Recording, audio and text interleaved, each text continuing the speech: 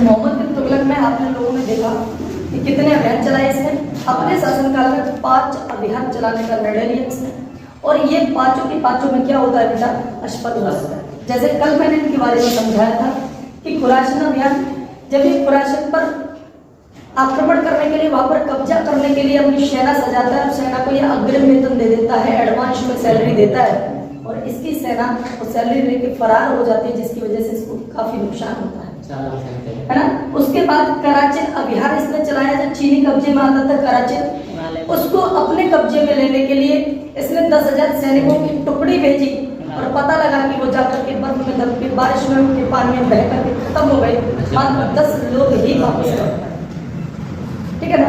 इसके बाद तीसरा था सांकेतिक मुद्रा का प्रचलन। कि सांकेतिक मुद्रा मैंने बताया था कि इल्तुतमिश ने चांदी का टका और तांबे का जीतक चलाया था। इसने एक लंबी सोच के साथ, दूरदर्शी सोच के साथ क्या किया कि मोहम्मद बिन तुगलक ने सांकेतिक मुद्रा चला दी। मींस कि जो चांदी का टका था और तांबे का जीतक था, इन दोनों की वैल्यू को क्या कर दिया, बराबर कमा, जिसका फायदा इसकी जनता के लोगों ने उठाया। नकली तांबे के सिक्के छापना शुरू कर दिए, और फाइनली रिजल्ट ये निकला कि इसकी राजकोष से चांदी बिल्कुल खत्म हो गई, इसको घाटा पड़ा। इसके बाद देवगिरी को राजधानी बनाया, और उसके बाद जो 5वां इसने जो निर्णय लिया था वो लिया दोआब क्षेत्र में कर में वृद्धि करना, टैक्स में इंक्रीजमेंट कर दिया, टैक्स को बढ़ा दिया। और बढ़ाने का नतीजा ये निकला कि जब इसने जिस साल टैक्स में वृद्धि की, सोच रहा था कि राज्य का भला हो जाएगा, थोड़ा ज्यादा टैक्स मिल जाएगा इस एरिया से, क्योंकि यहाँ पर अच्छी फसल हो जाती थी, लोगों के पास पैसा ठीक ठाक पैदा हो जाता था। लेकिन जब इसने टैक्स वृद्धि कर दी तो पता लगा कि उसी साल क्या पड़ गई बेटा, सूखा पड़ गई। और जब सूखा पड़ गई तो सूखा के बाद क्या हुआ कि ये इसमें भी असफल हो गया, जिसकी वजह से इतिहास में इसको क्या नाम दिया गया, रक्त पिपासु, पागल, शक्नशील, बुद्धिमान एवं मूर्ख शासक की उपाधियां मिल गई इसको बेचारे। सबसे ज्यादा विद्वान व्यक्ति थे दिल्ली सल्तनत में, आज तक इतना पढ़ा लिखा शासक हुआ नहीं जितना मोहम्मद बिन तुगलक था। इसके बाद बेटा यहाँ से प्रश्न अगले क्या याद रखना है तुम लोगों को, इससे जो अगले प्रश्न बनेंगे वो ये बनेंगे। पहला प्रश्न एक आपको याद रखना है कि ये इंपोर्टेंट पॉइंट है, और यहाँ से प्रश्न बनेगा बेटा। ये बात है सन 1333 इसकी बेटा, सन 1333।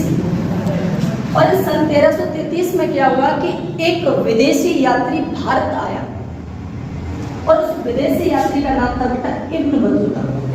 क्या नाम था, इब्न बतूता। याद रखना है आपको, पेपर में आता है कि इब्न बतूता भारत में किसके शासन काल में आया था, उस समय दिल्ली सल्तनत पर कौन शासन कर रहा था। तो आपका जवाब क्या होगा बेटा, मोहम्मद बिन तुगलक। क्या होगा, मोहम्मद बिन तुगलक। ध्यान रखना है कब आया है, तो 1333 में आया है। ईयर से भी प्रश्न पूछे जा चुके हैं पेपर में, सन पूछ ली जाती है, नाम पूछा जाएगा तो कहेगा किसके शासन काल में, ठीक है ना। और दूसरी बात याद रखना, ये इब्न बतूता आया है भारत, ठीक है ना, आया है भारत, लेकिन ये इब्न बतूता जो था बेटा ये कहाँ का था, तो आप याद रखेंगे कि ये मोरक्को का यात्री। कहाँ का यात्री था बेटा, मोरक्को का यात्री था। मोरक्को देश वहां का यात्री था, वहां से आया है भारत। जब इब्न बतूता भारत आ गया, आने के बाद इसको जो है मोहम्मद बिन तुगलक ने दिल्ली का काजी नियुक्त कर दिया। इसे इब्न बतूता को क्या बना दिया, दिल्ली का काजी बना दिया, दिल्ली का काजी। काजी बेटा, वैसे काजी तो शादी कराने वाले लोग होते, लेकिन काजी उस समय जो था वो लगभग राजस्व वसूलने से संबंधित एक पद हुआ करता था, ठीक है ना। तो दिल्ली का काजी किसको बना दिया गया, इब्न बतूता। इसके बाद अगला प्रश्न आप याद रखेंगे कि सन 1336 में बेटा, किसमें, 1336 में अगला प्रश्न पूछा जाता है कि भारत में एक साम्राज्य की, एक हिंदू साम्राज्य की स्थापना की गई है। एक हिंदू साम्राज्य की स्थापना की गई है, और साम्राज्य का नाम है विजयनगर साम्राज्य। क्या नाम है, विजयनगर साम्राज्य। कब की गई, तो 1336 में, इसी के शासनकाल में की गई। ये इधर शासन कर रहा है, और आगे चल के होता क्या है कि जब इसके पिताजी गयासुद्दीन तुगलक शासन कर रहे थे, तो लगभग भारत जो था दिल्ली सल्तनत में शामिल था। दक्षिण भारत भी लगभग पूरा सम्मिलित था दिल्ली साम्राज्य में। लेकिन जब ये मोहम्मद बिन तुगलक अपने अंतिम समय तक आया है, तब तक ज्यादातर संपूर्ण दक्षिण भारत मुक्त हो गया, आजाद हो गया है। सब लोग आजाद हो चुके हैं, स्वतंत्र घोषित कर चुके हैं। तो सन 1336 में एक हिंदू साम्राज्य की स्थापना की गई। उसका नाम क्या है? विजयनगर साम्राज्य। और विजयनगर साम्राज्य की स्थापना बेटा दो भाइयों ने की है। दो भाई थे, एक का नाम था हरिहर और दूसरे का नाम था होका। प्रश्न पूछ लिया जाता है कि विजयनगर साम्राज्य की स्थापना किसने की थी?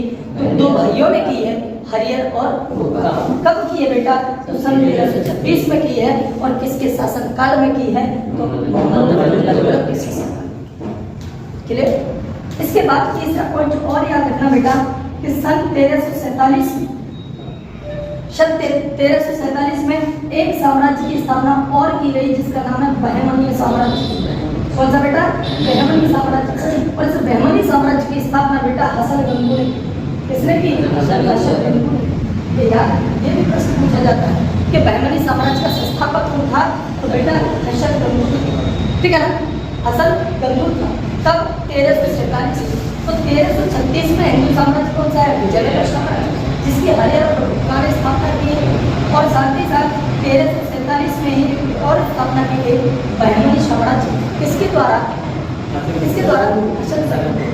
तो इस प्रकार से 1333, 1336 और 1347 ये 3 ईयर हैं, 3 साल हैं। और 3 सालों से ये 3 प्रश्न बनते हैं। याद एक प्रश्न इब्न बतूता से और बनता है, पूछा जाता है, इसकी प्रसिद्ध बुक है रेहला। पूछा जाएगा कि रेहला की रचना किसने की थी? ये पुस्तक जो लिखी थी बेटा वो इब्न बतूता ने। ठीक है ना? अब लिखना शुरू कर दें। तुगलक ने सती प्रथा पर रोक लगाने की कोशिश की। ठीक है ना? प्रयत्न किया सती प्रथा को रोकने के लिए। इसीलिए इसको अकबर का पूर्वगामी कहा जाता है। अकबर का पूर्वगामी कहा जाता है।